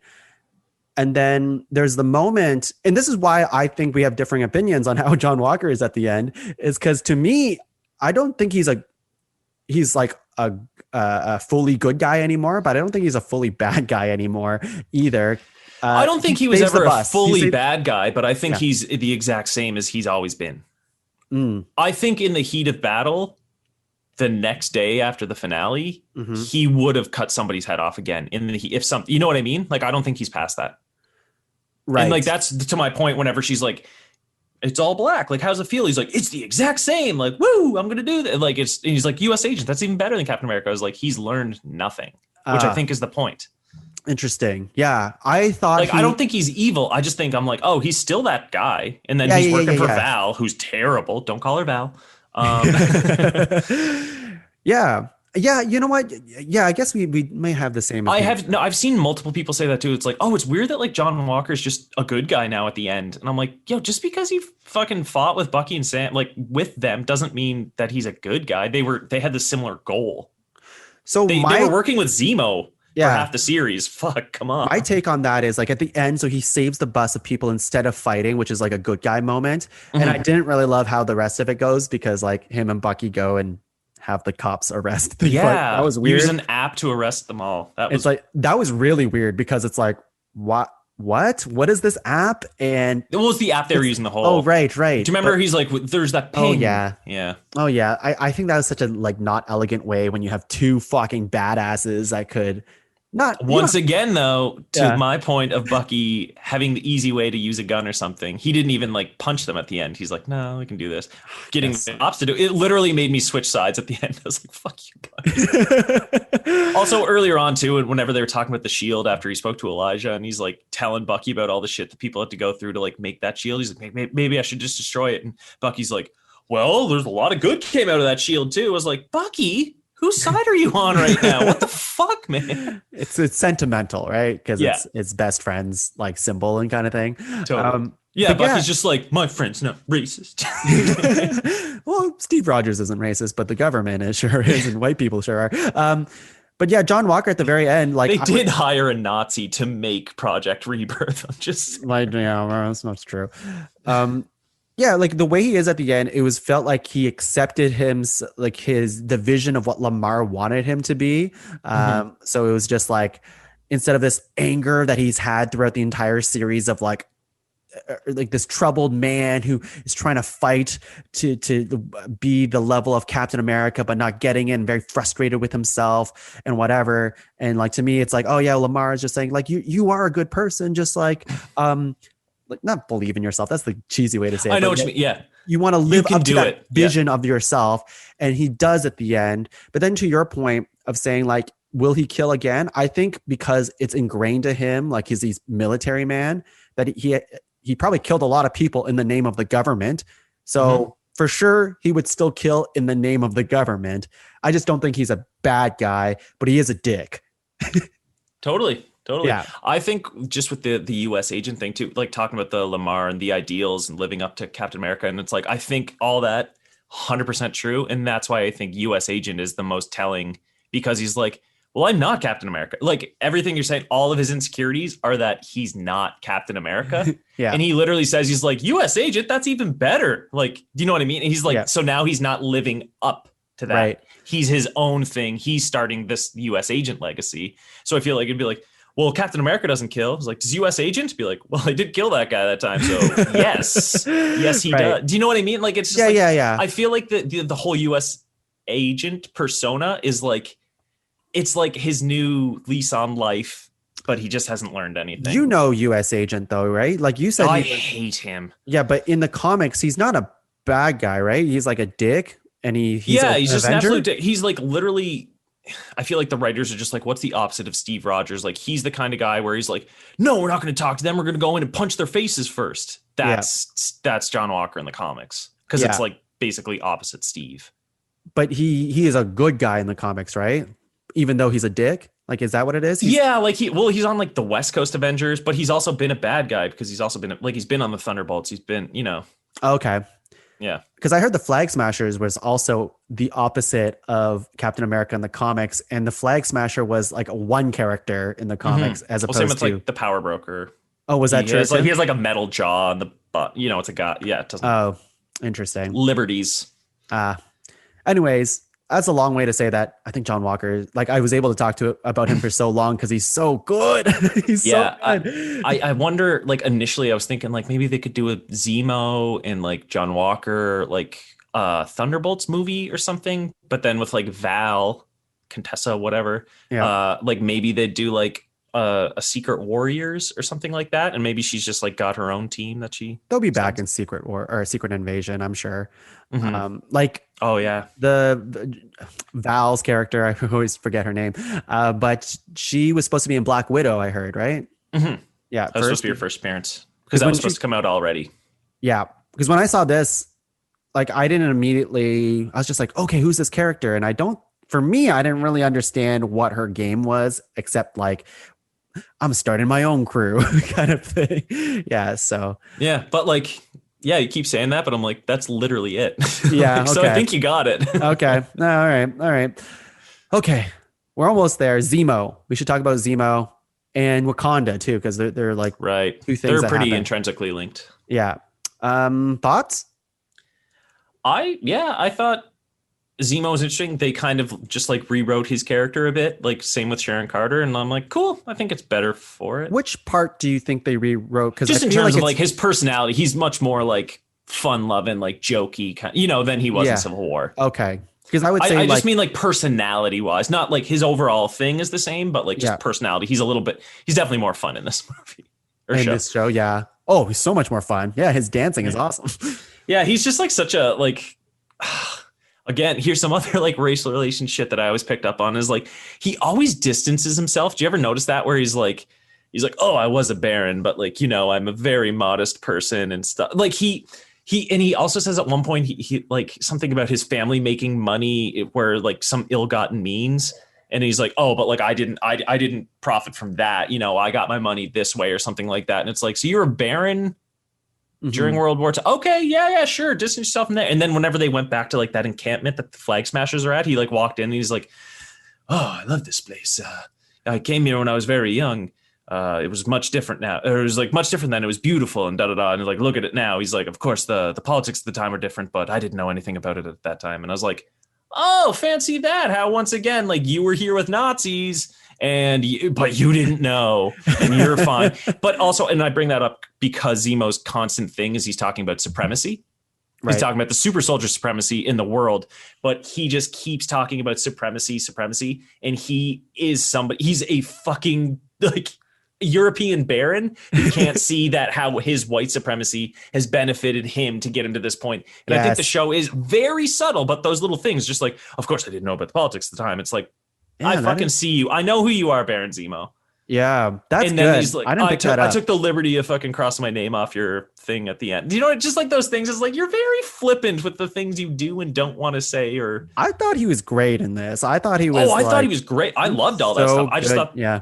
yeah. No. You make excellent points. I didn't even pick up on that stuff, so I really like that.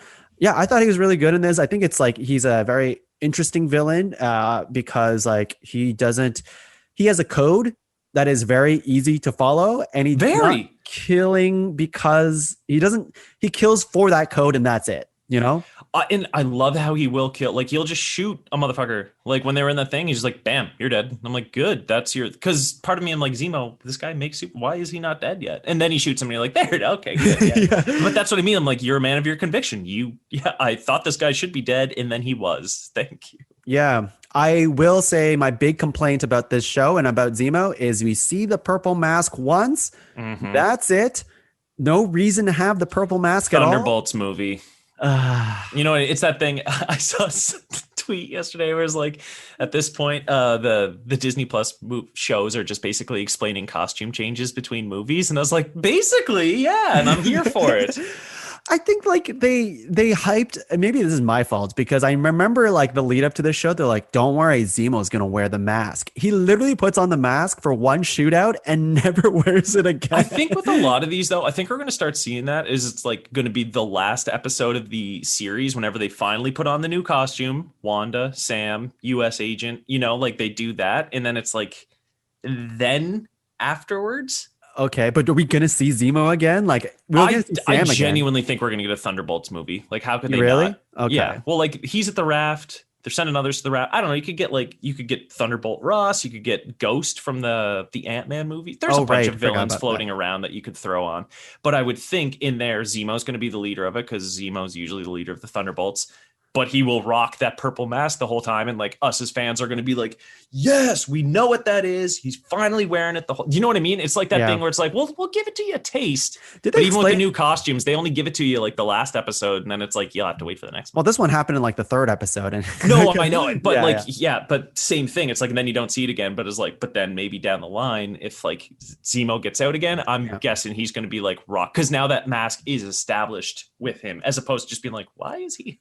Okay. Well, I was even wondering, like, what is the mask for? Madripoor. He said when they go to Madripoor, they all have to adopt certain personas. Oh, right. Oh, yes. So he also has this big, like he has that furry jacket for a lot of it, but that's when he puts on the whole thing.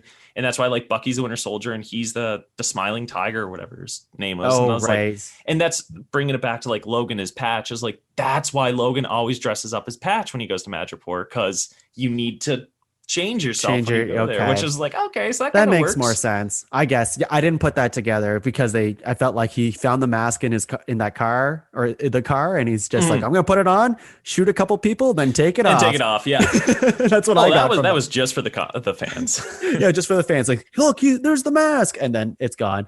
Because honestly, if he was wearing the mask for the rest of it, I'd be like, why? Yeah, hey, listen, it's a cool looking mask. I wish he just wore it again at some point. Honestly, just one more time. Give it to me one more time. But then we get of the old butler. That confused me at the end. I was like, who? And then I saw his white gloves. I was like, oh, you son of a bitch. Yeah. Okay. So yeah, we have that's the end of his story here, where Zemo is on the raft, and we got to talk about the Wakanda stuff because I think it's very important. Oh yeah. But like, the butlers kill the super soldiers in the car, and then they cut to this like person, 90-year-old fella. Yeah, it's like discount Alfred in the car, and then I'm like, what? And then they cut to Zemo, who's smiling because he heard it on the radio that people died, and it's like, man, I think it would. I don't know. It's just something about that would have been cooler if. Like, I get like you had to hire someone else to do it, but like, I don't know. I feel like there could have been something more grand about his plan, I guess. See, I feel like something was missing. What I wanted to see was that 95-year-old man shimmying under that armored truck to plant the explosives. Yeah, I guess. And then getting out. I guess I wish it was Zemo who did it, but of course he got like someone else to do it, I guess. Well, yeah. So Zemo, like, he killed King T'Chaka in Civil War, just with the Wakanda stuff. So like the Wakandans are pissed that he's out of jail again. And Bucky let him out, and like Bucky's this show really cemented that Bucky has like almost exclusively black friends. Bucky is loved in the black communities between Wakanda. Yeah, he's the white wolf. They love him. Exactly. He's welcome to the cookout at the end. They love him. They love him. But yeah, so they're pissed and they're like, Bucky, what the heck? And he's like, we need Zemo for 2 days, basically. Or they give him the deadline. What's her name? Oya? Oya, yeah. She's so badass. She's the one in Civil War before Denai Guerrera was cast as Okoye in Black Panther. She's the Dora Milaje person that's with T'Challa at the UN, and she gets in what's her face's name? What's her name's face? Yeah, Black Widow. She's like standing in front of the car. She's like, "Move, or I'll move you." Yeah, and now I want to see that fight because that's like literally what T'Challa says. He's like, as entertaining as that would be to see, he's like, we can. And I was like, yo, like that's one person that was like, yo, she probably could move Black Widow. Yeah, that would. And we never saw her. Or cool actually, fight. I looked her up. She was in Black Panther, but I didn't remember because I was like, where did that one go? Yeah. And she was just in the background because like Denai Guerrera was front and center. But I was stoked how they brought her back and gave her like an actual character. Like, yeah, and she was the one who helped Bucky like kind of get over deprogram. Yeah, that's probably the right word. Yeah. So he was brainwashed. I loved how they did that, and what did you think of the whole Wakanda stuff? Like, it makes sense that Zemo was like they were part of this because Zemo obviously killed their king and stuff. I thought that was really cool. I thought it was a little bit undercut at the end whenever they were like, they just arrested him. They're like, okay, he's going to the raft. And I was like, that's my thing is like, this is cool. That I'm like, this is the only reason. Like, I feel like they gotta be setting up Thunderbolts. Why the fuck would they send him to the raft? They believe in capital punishment in Wakanda, don't they? He killed their king. Like, he should be fucking dead or rotting in a cell, a high-tech cell. In Wakanda, yeah. In Wakanda, specifically, because forever. when what's-his-face died, Andy Serkis's character. Claw. Yeah, didn't they bring his... Well, I guess Killmonger brought the body to them and stuff like that. Oh, right. Yeah, but yeah. it really feels like especially you kill the king, bring that body to us, not to the US government. Right. And like the rat, that was just so, and like that to me, I was like, that doesn't make sense. It was like, it's gotta be a Thunderbolts thing. Yeah. Okay. You know what I mean? It's like you're putting all the superpowered people in the same place. Bad idea. Unless it's a good money-making idea. Yeah. I thought it was really cool how we saw whenever Bucky got in Oya's face and she did that like prap, prap, prap, and then his arm fell off. There are fail-safes in the Wakandan tech for non-Wakandans. Yeah. Amazing. Yes. Sam should be worried. That whole fight sequence was really cool. Yeah, I'm really happy that they brought him in. It made so much sense, but that ending where they went to the raft, it gave me pause. But when you say Thunderbolts, it's like, okay, I can see it now. Right? Like, it's just one of those, like, that's weird. What did you think of that, the end? Steph and I were discussing whenever Bucky did point the gun at Zemo, and then he drops the bullets right before he hands them off to that. What did you take away read from out of it? Yeah. Well, what I did like about this is the second time now where Zemo is like not reminiscing, but thinking about his family and like how well he avenged them in a way, and prepared to die again. Like right, just time, like at the end of the first one. Yeah, first one he like was gonna shoot himself, and then the second one is just like, I'm gonna let this man, the one super soldier that I'm going to let live, quote unquote, take me because I wronged his life, which is actually cool code for a villain, you know, like it's like, I like that. But for me, it was not for 1 second did I believe that Bucky was going to shoot him. I guess I'm not sure. Especially because they showed that in the trailer. Like, I didn't see the trailer. Well, they were like, that's what I saw after. People were like, the bullets thing was like in the trailer. Yeah. So I thought that was like, I think it was supposed to be a moment that I should have liked more, but I was just sad to see that was like the end of, because in the previous episode, we have a little bit more Zemo, and this is the last time we see Zemo really before they put him away on the raft. And I was kind of sad with his like whole, that because of that moment, it was like, oh, I guess that's it for Zemo, eh? Oh, that's kind of a bummer. Okay. That's how I felt. Like, it should have been called Falcon and Winter Soldier and Zemo. Yeah. I was just like, and even like they give him that little moment at the end. I'm like, I just wanted Zemo to do something a little bit more grand, I guess. I don't know. Yeah. The way that, because that whole scene I thought was a bit odd too. Also, the location where they shot it, I don't know where they were. It just looked like they were like, I don't know if they're supposed to be in Wakanda, but it just looked like New Jersey. But yeah, just whenever they were in Sokovia. Were they in? No. Oh, is that where they were? Yeah. There was a memorial. Yeah, Sokovia. Yeah, I guess they were in a back lot. But yeah, I always just kind of like the way I took it is like Bucky holding the gun to his head, and like I feel like he was trying to get like a last read on Zemo to just kind of see like where he was at, because like he held the gun up to his head, and like Zemo's so duplicitous and he's always like kind of got something else. Do you know what I mean? Like there's always, so the way I kind of took it is like Bucky's holding the gun at him, and then Zemo, they're having the conversation. Then Zemo just like closes his eyes and like accepts it. And then Bucky pulls the trigger and he's like, no, you're going to jail actually. But like that to me just kind of like Bucky's just like feeling him out. And he's like, what is Zemo going to do if I do this? And he's like, oh, okay. Yeah. He wasn't going to do, this was it. He was ready. He's like, cool, good to know. All right. You can take him now. That's kind of how I took it. I think that's the right thing. Yeah. Yeah. I just, it'd be like, is he going to try and like grab the gun from me or something if I do that? And he was just like, no. I guess like I wanted to see him, like, I know he's not like full bad, even though he is a bad guy. I just kind of wanted to like, he at one point he talks to like little kids and stuff, like, don't trust these two. That shit was creepy. It was. Gives them candy when he like sang to them to get the kids to come over. But I didn't feel like it paid off as much because I wanted to see it, like, I don't know. I just feel like it almost reminded me like there was a real second scheme that he had boiling up, and right? It never. Don't trust them. Don't tell them anything. And it's because like I felt like he was gonna like do something that really fuck everyone over. You thought he was gonna bolt and like go somewhere, and then he'd be like, "Now they don't know." Yeah, it was. But then like a couple scenes later, it's just like, okay, tell them. It's like, wait, what? That's why I feel like it evokes more Civil War than the Winter Soldier to me, because like I feel like the Winter Soldier is just a bit tighter of a movie, like the whole storyline and stuff. You know, it's confusing. There's double agents, triple agents, super but like, confusing. Yeah. But then like Civil War is just so big and there's so many moving parts, and where it's just like, whoa, wait, who? Okay, yeah, sure. Oh, back to these guys. Okay, whatever. Yeah. And we've been talking for so long, but we have to talk about the last point here, which is obviously Captain America Sam finally donning the shield. Hold on. We didn't talk about Elijah Bradley. Oh, right. Sure. Let's talk about him because it is important. Thoughts? I thought that was incredible. Like as soon as they went into that neighborhood, I like grabbed Steph as like Elijah Bradley. Like I could just tell, I was like, yo, you Black Falcon? Yeah. Oh, so cool. Okay. Do you know who his grandson is? Nope.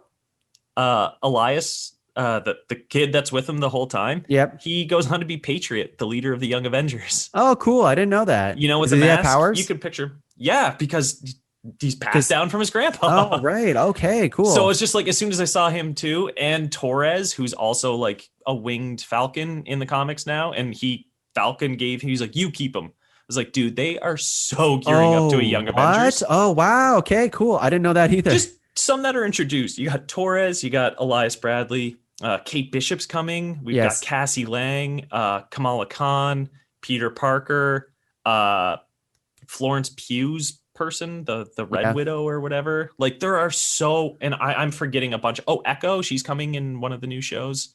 Like so much. Yeah. But it's Wiccan and Speed. Right. Yes. Yeah. Her kids, like literally, it's like, dude, they have more Young Avengers than like regular Avengers now rostered, already like introduced or about to be introduced in this year. That's so cool. I didn't even pick up on the other Falcon guy because I didn't really know anything about him. So he's in the Champions comics. Honestly, like the whole time I was like, who's this fucking guy? He's got like red like bird wings attached to his arm in the comics in a green suit. Is like, this sucks. So then I was like, oh, that's Torres. I was like, is that going to be that dude? And then at the end, he's like, you keep him. I was like, well, at least he won't have like bird wings. Yeah, you keep this broken thing that I gave you. He's a tech guy though. He's a tech guy. He brought the wings to Torres to fix them. That's true. But yes, I really like the scene between him and Sam and the whole like talking about it. And I haven't read the comic Truth. I guess it's based like his like origin story. Red, white, but I heard black. It's really good. Yeah. It's just I just again like I really didn't think they would go there with a lot of this stuff, but like Elijah's whole backstory in the Korean War and like just the whole like basically Tuskegee syphilis experiments and stuff, like how they just like all that stuff, experimenting on them, and like how they erased him, put him in jail for 30 years, and just all of that up to the end point whenever he brought him to the museum. And like as soon as Sam was like, I got to show you something, and then it cut to them in the museum, like I could just start feeling my eyes start to well. And like then they went around and like he just had the thing, he's like, now they will never forget you and like what you gave for us. And I was just like, it was just so nice, and I wasn't expecting anything like that. And just how he gave Sam the whole thing, he's like, no self-respecting black man would put on that costume. And like it just gave like, black people are not a monolith. They don't all think the same. Just because Sam is one black guy and thinks something about Captain America doesn't mean they're all going to. And like I really love and appreciated that they did all those things, and like culminating with that was the second last scene, was them in the museum, and then it went to the cookout at the end. And like that to me, like it was so nice. And like I really wasn't expecting Disney to go there. And like he respects it too, because it's like he died on this day, so it's not like he's putting him in danger, right? It's like Elijah. Oh, I didn't even think of that. That's it's like good call. Yeah, Elijah served our country, he's a hero, but he's gone. And then like, because that was the whole thing, right? Like if Elijah comes back into the fold, Isaiah. Isaiah? Is that what it is? No, Elijah is the grandson. Isaiah is the grandfather. I've been okay. I thought because I was gonna Isaiah. I thought I was saying it wrong. Okay. No. I heard you said Elijah, and I was like, wait. Oh fuck, I had him backwards.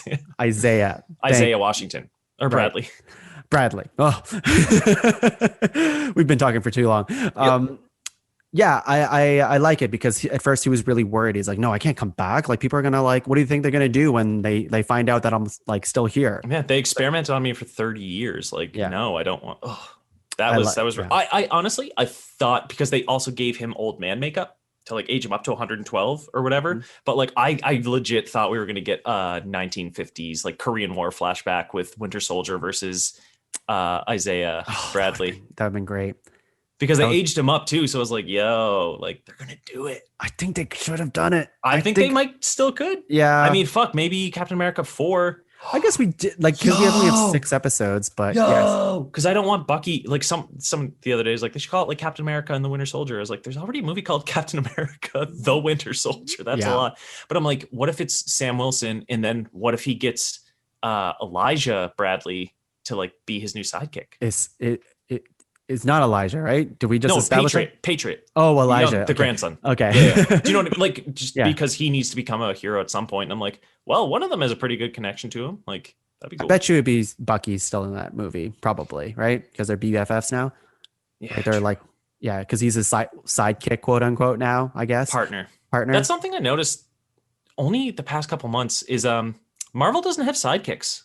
DC is chock full of sidekicks, and Marvel, for the most part, does not have sidekicks. Yeah, it's partner. Well, I mean, like, they don't call them sidekicks. I mean, in the comics, Falcon is definitely a side. I guess in the older comics, Falcon was definitely more of a sidekick to Captain America, but they would like he had his own comics and stuff though. Like there were like Falcon things before. No. Yeah. Right? Well, I guess, after. But, like, he didn't start as Captain America's sidekick. He started as a hero who, like, partners up with Captain America a lot. Oh, okay. I guess I didn't But you know what I mean? Like, Captain America and Bucky, but that makes sense because it was made in the 40s when, like, Batman and Robin. But I'm like, Spider-Man doesn't have... Like, a lot of people, like, they'll work with, but not, like, they don't have sidekick. I don't know. It's just something that I never realized until this year. And I was like, how did I not notice that? Yeah, that's true.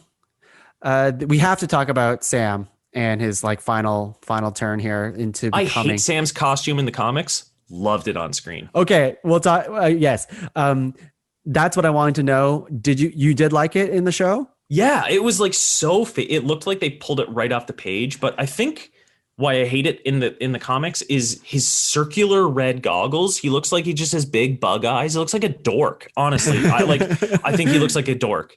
And I don't like the white kind of like shoulders area into the white mask.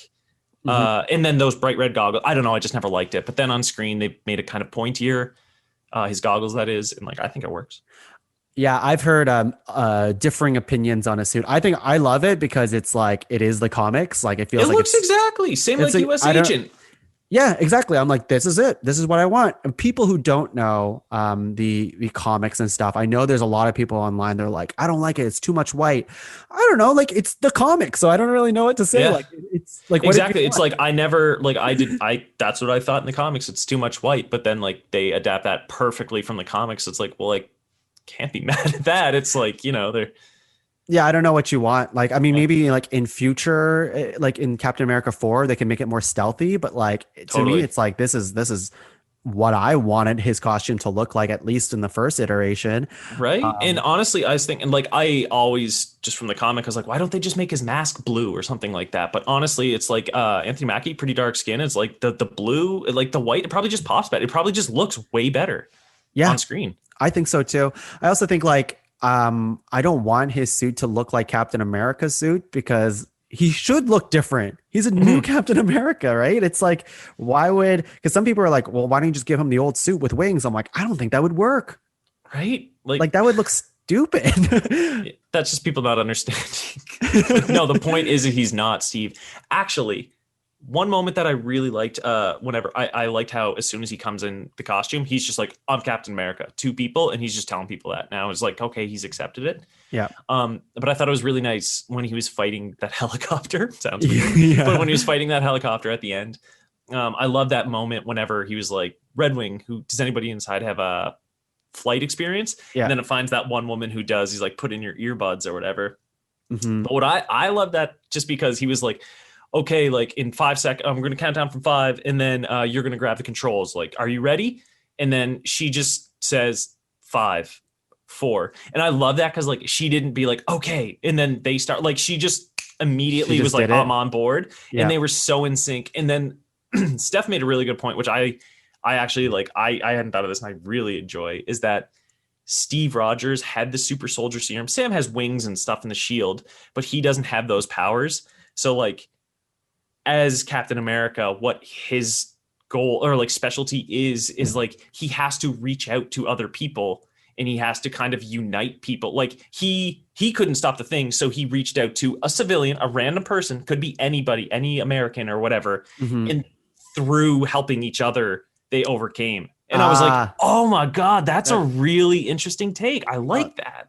That is good. I didn't think of that either. Yeah, that's what I like. Like his speech is like, I'm not super soldier, but this is like hammering it home that no, he is not Steve, but he resembles what Captain America is, right? And I like it's just ideal. It's awesome. It's awesome. And I love, for me, I really like the suit, and I love how he fights in the entire show with his wings. I feel like they're just so much more mobile than they were. The leg sweep, like stuff like that's so cool. Him like throwing his wings down to like hold himself because he's like he can't fight a super soldier on his own. Right. Someone was punching him. He put up the shield, and then his wings kind of like just dug into the cement behind him. To that. Dude, like as soon as I saw that, I was like, he could probably take a punch from Thanos like that. It would hurt, but like you know what I mean? Like just something like that. I was like, you could. And then when the helicopter fell on him, and he put the shield over his head, and then the wings encircled the rest of his body, and it bounced off. Like that was cool. Yeah, all of his because his vibranium wings, so like it's like a big upgrade from what he used to ever have. And stand to reason, I'm just guessing his suit is vibranium, so it can't get shot. I don't know. Maybe it's just looks. Maybe it's just like leather or something. Rich Wakandan leather. Yeah, Wakandan leather. We made those, those giant rhinos we have? You're welcome. And I'd be remiss not to talk about his training montage when he's just like doing random flips because I think that was just goofy, I guess. Like I love seeing the shield bounce on stuff. It's one of my favorite things to see in comics and just in the show. But when he's just doing a million like quadruple flips to catch the shield, I'm like, when are you going to ever use that skill? Yeah, I don't know. Maybe it's like he gets a better throw because he's not super soldier. So if he gets better leverage, maybe momentum, if he does a regular throw first before you go for the triple flip. The training montage was definitely out of order too, because like he and Buck have that like really good conversation before. Which again, I love where Bucky's like, he's like, I was mad at you for giving away the shield. He's like, I didn't know what it was like for a black man to know. Like neither did Steve. Yeah. How could we? Like now I do. And I was like, good for you, Bucky. Yeah. But they were having that conversation. They were just throwing the shield back and forth the whole time and like catching it perfectly. And then he left. And then Sam at the training montage when he just keeps dropping the shield and can't catch well, it. I feel like he was supposed to be throwing it harder during that moment. Like I think that's what they were trying to show it. Like because when he was with Bucky, he was throwing it very lightly. But when he was in the training montage, I think you're supposed to believe he was throwing it like really hard. So it was harder to control and stuff. But yes, I also in the training montage, he does like another triple flip or something like that. And like in one shot, I'm like, that's definitely not Anthony Mackie. Like it's very obvious. Was it that shot when he's going down the path in the woods? Yes. Yeah, I know, because he lands face first. Yeah, and I'm like, they shouldn't have kept that because that looks nothing like Anthony Mackie. Yeah, it was a weird call casting an East Asian stunt double. All right, well, we've talked a lot about Falcon and the Winter Soldier. Okay, so final thoughts. Go ahead. I think it is absolutely great that they introduced Sam's family, his sister Sarah, in the introduction of her two young sons, because Captain America is officially Uncle Sam. Wow. Great. That's great. My thoughts are, the show was, I think we just go back to what you were saying, like 7 out of 10 type of thing. I don't like to give like point reviews, but I would say like, I liked it. It's uneven, but I liked it. I think the whole show is Sam Wilson's journey to become Captain America. And with that, they nail it. I think even if his speech at the end, like I thought his speech at the end was, for me, what a Steve Rogers would say, right? It's very hokey, very cheesy, but it inspires millions. And you see that even in the cheesy line of like, it's Black Falcon. No, it's Captain America. Like that's very, I don't know, comic booky and just so totally lame, but I love it. Hey, quit messing with Spider-Man. You mess with one of us, you mess with all of us. Yeah, like those types of stuff. Like if you do it in the right cheesy way, I love it. And they did it.